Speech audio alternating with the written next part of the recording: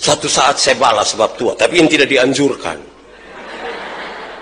Saya beli motor 1 FU, jadi dia agak begini. Saya parkir, "Bapak, naik." Beliau naik agak susah. Waktu di atas beliau bilang, "Kamu juga beli motor terlalu tinggi, kita naik susah." Saya berhenti, saya bilang, "Bapak yang ngomong hebat-hebat, motor di mana?" Kau kuatkan di saat ku lemah, kau menopang di saat ku merasa gagal. Saya suka mengatakan begini, kedewasaan itu ada 3. Kedewasaan itu ada 3. 1, dewasa biologis. Dewasa biologis itu hari kita punya berat badan hanya 37, kok sekarang sudah 73. Itu dewasa biologis. Itu hari kita pakai celana nomor 27 tidak ada masalah, karena perut rata saja. Sekarang perut sepertinya ada 3, satu di sini, satu di sini. Itu dewasa biologis. Siapapun bisa begitu, makan tidur, cocok, ya gemuk. Itu pertama. Dan hari ini bukan kita merayakan itu. Kedua, dewasa psikologi. Dewasa psikologi tidak tergantung umur dan berat badan. Umur 40 tahun, tapi kalau tukang tersinggung, sedikit-sedikit tersinggung. Sedikit-sedikit tersinggung. Sedikit-sedikit tersinggung. Tersinggung kok sedikit-sedikit. Orang baru lihat dia sedikit, lihat itu apa? Itu hanya badan saya yang besar. Sesungguhnya dia masih di Tangerang ada yang begitu. Ada. Di gereja Toraja ada juga ya. Ya itu bahaya. Makanya kalau kami di Kupang ada orang yang tukang tersinggung begitu, biasa waktu dia tersinggung di orang banyak, orang baku korek. Abaikan saja. Ya. Ketiga, dewasa iman, dan saya kira ini yang penting. Dewasa iman itu adalah, saya suka pakai contoh begini. Ada anak umur 3 tahun, ada meja berat 10 kg. Anak umur 3 tahun bisa pikul meja yang 10 kg? Bisa? Tidak bisa. 17 tahun kemudian, anak itu berumur 20 tahun. Dia bisa pikul meja yang 10 kg? Bisa? Yang berubah anak atau meja? Anak. Itu dewasa iman. Tidak akan pernah meminta beban menjadi ringan. Dia meminta bahu yang semakin kuat. Orang dewasa iman tidak merengek-rengek meminta, "Tuhan tolong kasih ringan beban." Tidak. Berdoa minta bahu yang semakin kuat. Kenapa? Orang beriman tahu, kalau Tuhan izinkan ada masalah, Tuhan tahu seberapa kuatnya. Amin. Karena itu orang dewasa iman tidak akan pernah meminta orang lain berubah. Tapi siapa yang berubah? Diri sendiri. Kadang-kadang kita terlalu sibuk minta orang lain berubah. Manusia diberi roh yang hidup. Roh itu apa? Roh itu yang menghubungkan manusia berdosa ini dengan Tuhan Allah. Roh itu yang membuat manusia gelisah kalau dia tidak berdoa. Roh itu yang mendorong manusia mencari Tuhan. Saudara lihat, punya tubuh yang hidup, jiwa yang hidup, roh yang hidup. Terus dia bilang begini, "Gambar dan rupaku kuberikan kepadamu." Gambar itu apa? Hakikat Tuhan Allah yang kekal dan kudus diberikan kepada manusia. Kekal, kudus lagi, sempurna lagi. Dalam keadaan yang sangat baik ini, punya tubuh yang hidup, jiwa yang hidup, roh yang hidup, tidak dibatasi oleh ruang dan waktu, kudus dan sempurna. Baru Tuhan bilang begini, "Manusia, semua ini kuberikan kepadamu, engkau yang atur. Dunia ini mau baik, tergantung manusia. Dunia mau rusak pun tergantung."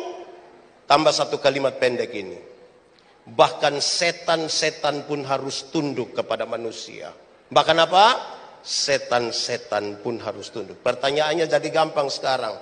Boleh jawab, kita takut setan atau setan takut kita? Boleh jawab, kita takut setan atau setan takut kita? Yakin setan takut kita? Atau kita dan setan bakas takut? Kadang-kadang kita yang kas takut setan, kadang-kadang setan yang kas takut kembali kita. Yang benar mana? Kita yang takut setan atau setan takut kita? Kerinduan kita, setan takut kita. Kenyataan membuktikan kita yang takut setan. Kenapa hal itu terjadi, saudara? Karena ada kerusakan otoritas Tuhan yang ada pada kita. Setan itu kan tidak takut, kita pun teriakan.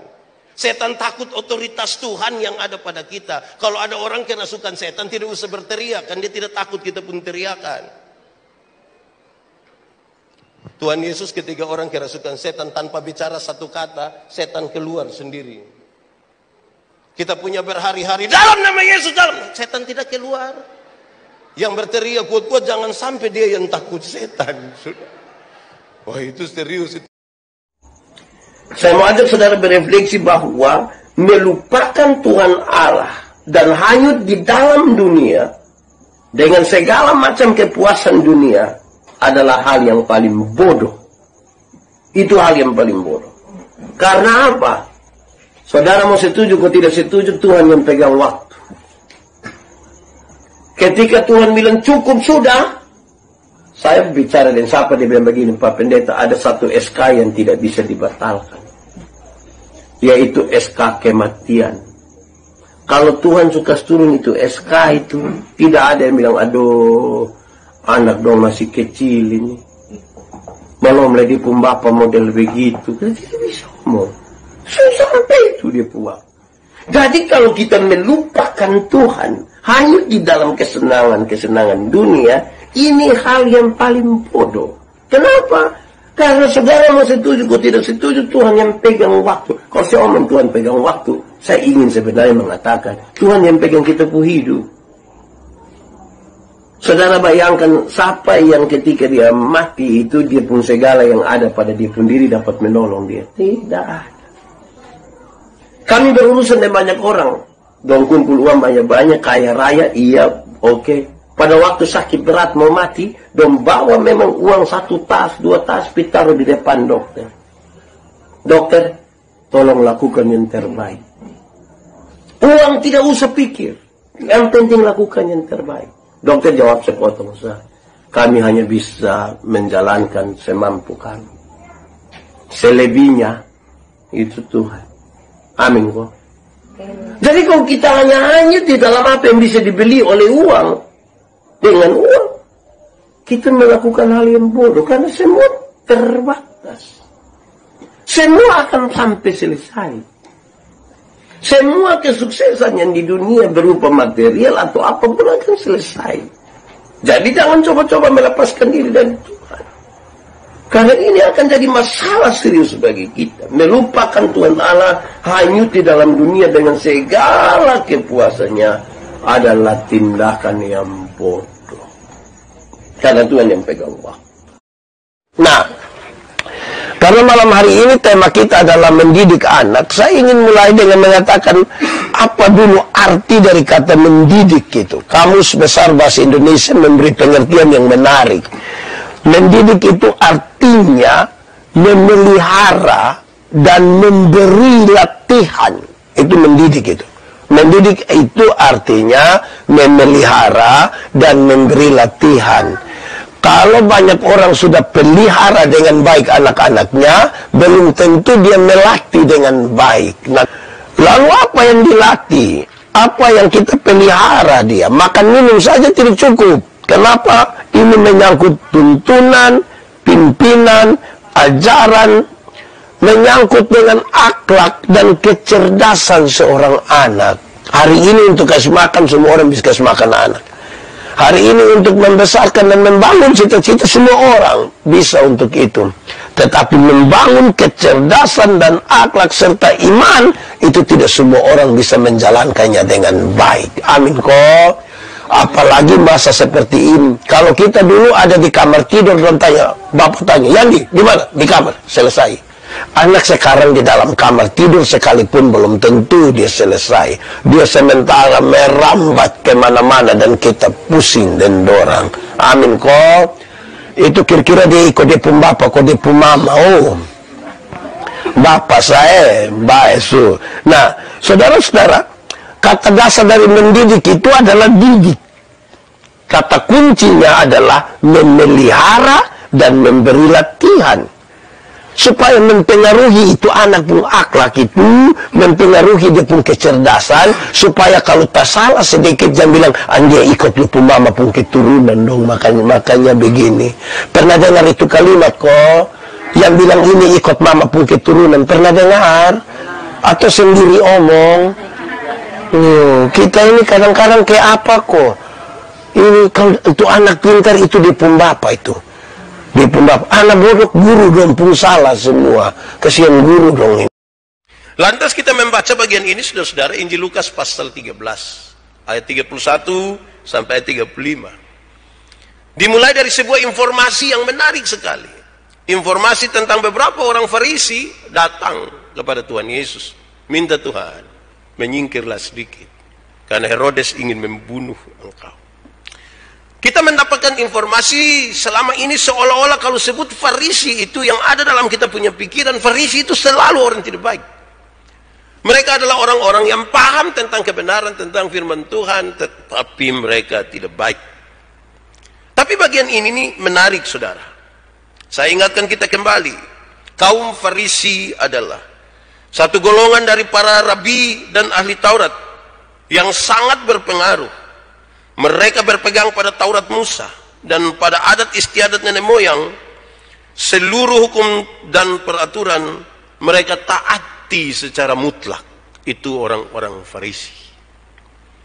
Saudara-saudara, pembacaan ini menunjukkan bahwa ada orang Farisi yang baik, tapi ada juga orang Farisi yang jahat. Tidak semua orang jahat, ada juga orang baik. Dalam kelompok-kelompok tertentu tidak semua jahat, ada juga orang roh yang terkontaminasi dosa hari itu memutuskan hubungan dengan Tuhan Allah. Tuhan bilang begini, Adam, kamu di mana? Pertanyaan itu bukan karena Tuhan tidak tahu Adam ada di mana. Tuhan tahu kok tidak? Tuhan tahu kok tidak? So tahu kenapa tanya? Tahu tanya lagi. Pertanyaan itu sekaligus mengirim pesan. Adam, kenapa engkau memutuskan hubungan dengan saya? Ada masalah apa?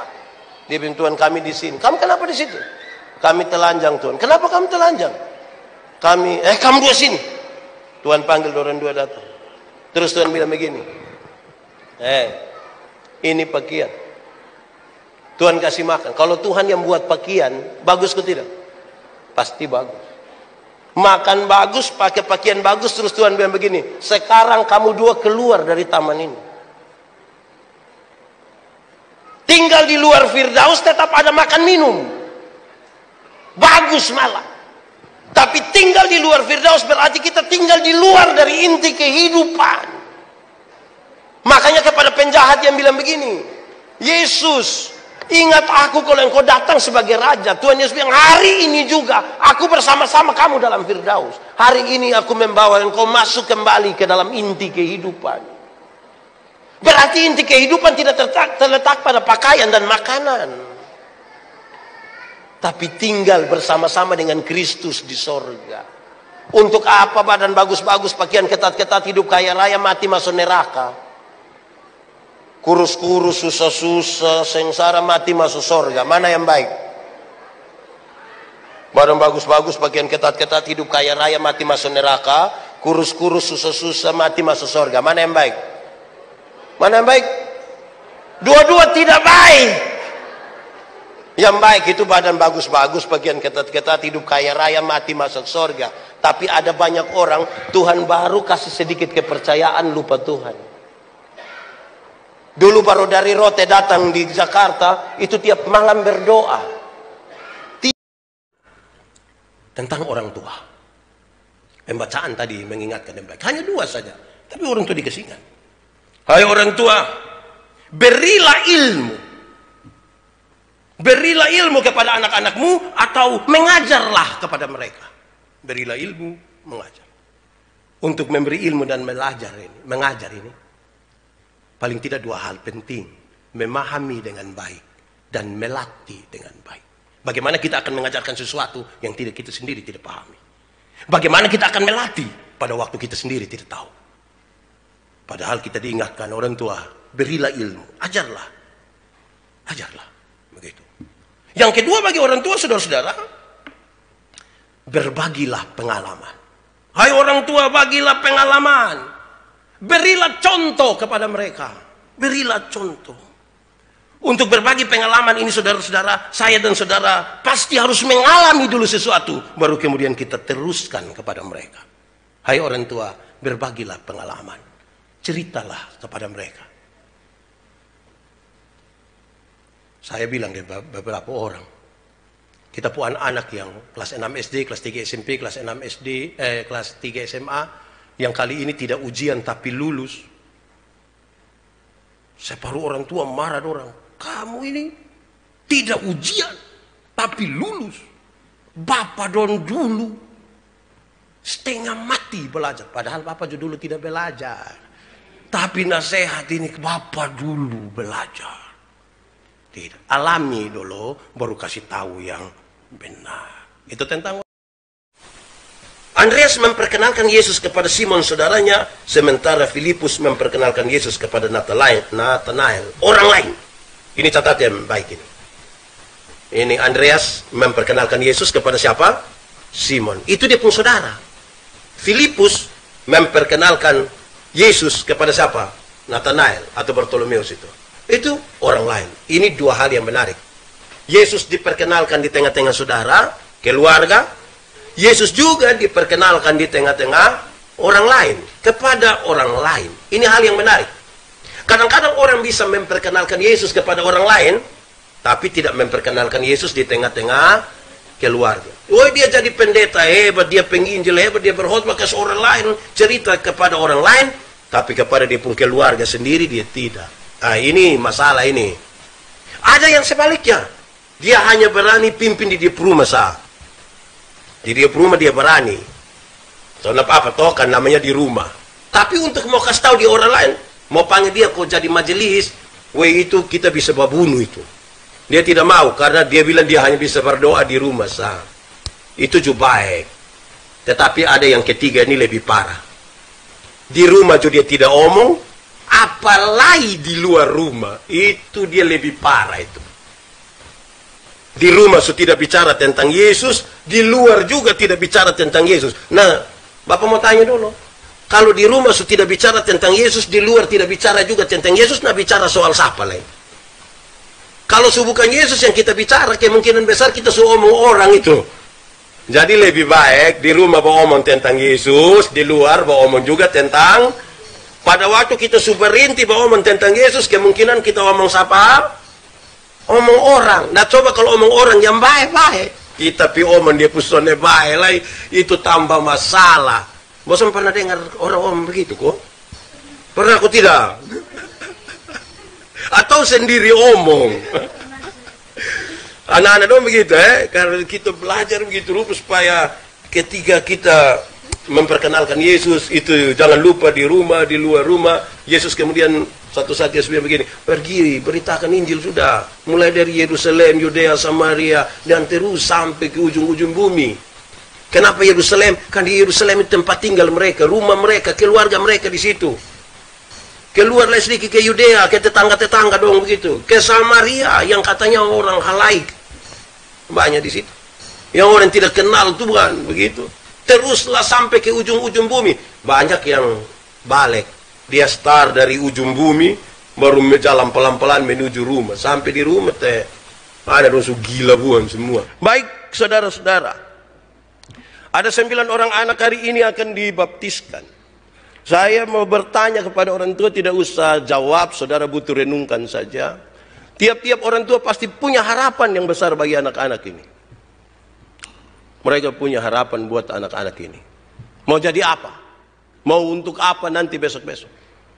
Lalu untuk kepentingan mau jadi apa itu saudara pasti menyiapkan sesuatu. Supaya mereka punya itu. Pasti saudara siap itu. Bagus juga lah. Pertanyaannya saudara, kalau warisan saudara sudah siap bagi anak-anak. Lalu apakah warisan itu hanya sekedar materi berupa uang, tanah, dan berbagai-bagai hal lain? Apa yang itu saja yang disiap? Bukan tidak boleh, itu boleh, mesti siap tanah keseluruhan juga, karena don tidak mungkin tinggal di udara, siap tanah. Tapi apakah cukup itu? Tidak. Harus diwariskan sesuatu yang menjadikan mereka itu punya nilai, bukan saja sebagai keturunan, tetapi sebagai orang-orang percaya kepada Tuhan. Dan tema kita hari ini adalah jangan lupa mewariskan pelayanan bagi anak-anak. Anak-anak harus terbiasa dalam pelayanan dan mereka memberitakan serta mewartakan kabar baik dimanapun. Sebab hari ini saudara-saudara, masih banyak orang Kristen yang sekedar hanya beribadah. Dia tidak mau pusing dengan semua hal. Bagi dia cukup beribadah, dia datang ke gereja, yang penting dia tidak ada masalah dengan tetangga, dengan saudara, dan siapapun, bagi dia itu cukup. Ketika kita ajak pelayan, tidak, saya cukup di sini, saya Bapak dong pelayan tiap hari berkelahi, bertengkar. Ini paduan suara dong tiap hari dong menyanyi, tapi aduh, dong juga kalau menyanyi di dong pun tetangga. Jadi akhirnya dia tidak mau apa-apa dalam pelayanan. Nah ini jadi masalah saudara-saudara. Sehingga mewariskan sesuatu berupa pelayanan supaya anak-anak diberikan kesempatan untuk mewartakan kabar baik itu hal yang mujizat itu nyata. Waktu saya merenungkan bagian-bagian firman ini, saya ingat satu pengalaman kecil ketika saya masih melayani di Sabu. Ketika saya melayani di Sabu, ada datang dua pasangan suami istri. Mereka pasangan ini sudah menikah kira-kira 13 tahun, tapi mereka belum ada anak. Mereka ambil orang tua anak, pelihara, terus mereka datang kepada saya. Mereka bilang, Pak Pendeta, berdoa dulu. Saya berdoa untuk apa? Mereka bilang, berdoa dulu Bapak. Kami sudah nikah 13 tahun, ini kok tidak ada anak. Saya bilang, kok kamu buat apa saja? Terus mereka bilang, Pak Pendeta, berdoa dulu. Pak Pendeta, kami sudah ambil orang tua anak Bapak, sekarang sudah kelas 6, ini mau SMP. Oke, baik, kita akan berdoa. Saya mau tanya dulu, kamu mau mujizat besar atau mujizat kecil? Mereka bilang, kalau bisa mujizat besar Bapak. Saya bilang, kalau mujizat besar sudah terjadi dalam hidupmu. Bapak maksud? Iya, sudah terjadi. Bapak maksud apa? Saya bilang begini, kalau mencintai anak sendiri itu gampang. Tapi kalau mencintai orang tua anak sama ke anak sendiri, itu mujizat. Dia bilang, oh iya, ya ibu bilang begini, oh Bapak, kalau begitu Tuhan punya maksud untuk kami, biar kami pulang, kami tidak minta anak lagi, pasti Tuhan punya maksud untuk anak ini. Tapi yang bapak-bapak bilang begini, betul, mencintai anak sendiri itu biasa, tapi kalau mencintai orang lain, tua anak ke anak sendiri itu mujizat, berarti. Kalau mencintai istri sendiri itu gampang, tapi kalau mencintai orang lain tuh, istri sama istri sendiri itu mujizat. Saya bilang apa? Itu parakus, sembarang. Tadi malam saya baru berkhotbah tentang solidaritas kita terhadap orang lain. Mestinya kita penting. Kenapa kita mesti solidar, saudara? Satu hal yang sangat penting bagi kita adalah dalam persekutuan umat percaya kita digambarkan dengan sangat baik. Kristus kepala dan kita adalah anggota-anggota dari satu persekutuan. Alkitab mengatakan dengan sangat baik bahwa mata karena dia mata, dia tidak lebih penting dari telinga. Tangan tidak lebih penting dari kaki. Hendaklah yang seorang merasa bahwa yang lain itu penting bagi dirinya. Siapa yang malam-malam ketika dia perut sakit mau ke belakang, terus kaki bilang ke perut, jangan marah, bisa sendiri tidak bisa kan? Bisa sama-sama. Tidak bisa kita kasih tinggal perut jalan sendiri, kaki tidak bisa. Sama-sama. Alkitab bilang, kalau jari terluka, mata ikut menangis. Dan kalau mata menangis, tangan saya sulit pakai bahasa Indonesia, pakai bahasa kuping, melap. Apa ini namanya? Melap, sudah. Yang penting saudara mengerti itu cukuplah. Nanti baru orang tanya, Pak Pendeta tamat dari mana ya? Tidak. Supaya yang semua orang merasa penting tahu dalam hidup ini. Saya berkhotbah tentang persekutuan. Persekutuan itu harus kita kelola dia seperti makan kolak. Tahu kolak? Pernah makan kolak? Kolak terdiri dari apa? Ubi, pisang, gula, santan. Sudah jadi dia pun nama kolak. Setelah dia jadi kolak, kita makan pisang. Masih ada rasa pisang atau tidak? Masih. Tapi ada cita rasa baru yang ditambahkan sebagai bagian dari sebuah persekutuan. Tidak ada upaya saling menghilangkan. Bisa berkumpul bersama-sama di satu tempat. Semua penting. Bukan kita mau makan kolak, kita makan ubinya di sana. Terus pindah makan pisang di sana. Pindah lagi minum santan di sana. Baru terakhir duduk di atas kompor di sini. Kan tidak begitu. Semuanya bergabung bersama-sama di satu tempat. Kalau bergabung di satu tempat, baru kita bisa bertempik sorak. Amin. Orang Toraja tidak usah diajar. Sudah terbiasa berkumpul. Orang Toraja kalau berkumpul buat apa?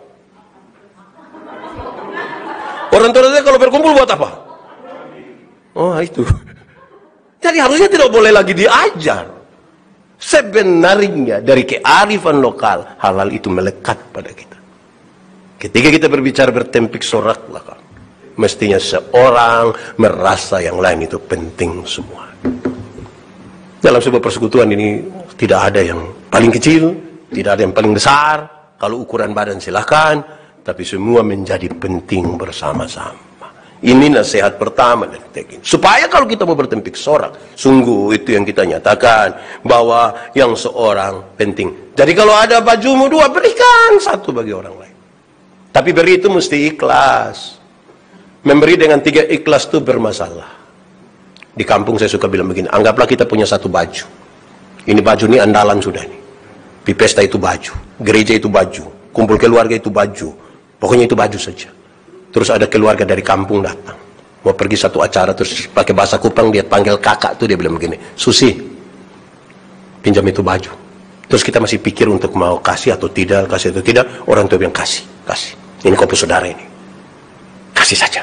Besok-besok yang kau susah, bukan yang kau punya baju yang tolong, saudara yang tolong. Ayo kasih. Saudara bisa bayangkan kalau kita beri dan tidak ikhlas. Pakai bahasa Kupang tuh menarik. Ini, ambil itu hari lu tambah 2.000 jadi ambil. Bayangkan itu. Ya saudara bayangkan kalau tidak ikhlas memberi. Itu kita tidak menolong. Tidak. Kalau mau bertempik sorak itu hendaklah kamu saling menolong. Harus. Dulu ketika orang telepon saya, telepon di rumah, halo, selamat. Bisa bicara deh Yandi. Mbak tua bilang, aduh dia tidak ada. Tapi betul ini dia puruma kok. Saya pun bapak bilang, tidak. Ini saya puruma. Dia menumpang saya di saya puruma. Sakit di sini waktu dengar itu. Sakit. Satu saat beliau kerja dapur di bagian belakang untuk masak air. Bengkok-bengkok itu. Masa guru olahraga kerja rumah pasti bengkok. Saya pergi, saya bilang, bapak kenapa tidak bisa lurus sedikit? Pintu di sini dan seterusnya. Beliau kasih lepas ini semua, terus beliau bilang begini, lu yang omong hebat-hebat itu lu rumah di mana? Saya juga pikiran dengar itu, omong su bagus tapi tidak ada sesuatu. Saya satu saat saya balas sebab tua, tapi yang tidak dianjurkan. Saya beli motor 1 FU jadi dia agak begini. Saya parkir, bapak naik. Beliau naik agak susah. Waktu di atas beliau bilang, kamu juga beli motor terlalu tinggi, kita naik susah. Saya berhenti, saya bilang, bapak yang ngomong hebat-hebat motor di mana? Yohanes Pembaptis, Andreas dan Filipus itu, mereka hanya memperkenalkan Yesus kepada orang lain dan membawa orang datang kepada Yesus dan bukan kepada diri mereka. Nama-nama yang disebutkan tadi, siapa? Yohanes Pembaptis, satu lagi Andreas, siapa lagi? Filipus. Mereka itu hanya memperkenalkan Yesus kepada orang lain, membawa orang-orang itu datang kepada Yesus dan bukan membawa kepada dirinya. Ini hal penting. Kadang-kadang saudara-saudara, anak-anak semua, kita lupa bahwa kita punya tugas untuk memperkenalkan Yesus kepada orang-orang, tapi bawa orang-orang datang kepada Tuhan Yesus. Jangan bawa orang-orang datang kepada kita. Yesus yang menjadi tujuan, jangan kita yang jadi tujuan. Jadi para pendeta nanti, anak-anak yang mau jadi pendeta nanti, para penginjil nanti, ketika kita memperkenalkan Yesus kepada orang-orang, membawa orang-orang datanglah kepada Yesus, jangan datang kepada kita. Sebab kadang-kadang tanpa kita sadari, atau mungkin ada kita sadari juga, kadang-kadang kita bawa orang datang kepada kita. Kita yang menjadi pusat, dan bukan Yesus yang menjadi pusat. Ini masalah. Kenapa? Kalau kita bawa orang datang kepada kita, dan bukan bawa kepada Yesus, besok-besok orang ingat kita dan orang lupa Yesus. Padahal harusnya orang lebih ingat Tuhan Yesus daripada ingat kita. Bapak, nanti bagaimana kalau satu saat orang tidak ingat Bapak? Tidak apa-apa. Kalau orang tidak ingat Bapak lagi tidak apa-apa. Yang penting, orang ingat siapa? Tuhan Yesus. Jangan sampai dong ingat Bapak, tapi dong lupa Tuhan Yesus. Jadi kalau kamu nanti besok-besok pergi dan memberitakan tentang Yesus kepada orang lain, beritakanlah begitu rupa, ajak orang begitu rupa untuk berjumpa dengan Yesus, lebih kenal Yesus, dan mereka akan ingat Yesus dalam hidup. Jangan kita yang jadi pusat, tapi biar Tuhan Yesus Orang yang jiwa bermasalah itu mempengaruhi banyak hal. Kalau kita lihat di kampung, saudara, saya tidak tahu saudara yang di kota. Terima kasih itu baik atau tidak? Kalau orang tolong kita terus kita bilang terima kasih, baik atau tidak? Kalau begitu saya mau tanya, berapa banyak suami yang kalau istri buat kopi terus dia bilang, "Mak, terima kasih." Ada? Ada? Bagus, itu mantap. Ada banyak suami, istri bikin minum, dia tidak terima kasih. Tapi kalau dia minum di restoran, sudah bayar lagi, terima kasih lagi. Baru dia janji tuh, mbak, besok saya datang lah ya. Wih, itu dia susah. Di sini ada. Siapa pun suami, lebih jujur. Di sini kita doakan. Mengalah itu baik atau tidak? Mengalah itu baik atau tidak? Yakin? Betul. Kalau begitu saya mau tanya, setiap kali suami istri bertengkar, siapa mengalah duluan? Suami atau istri?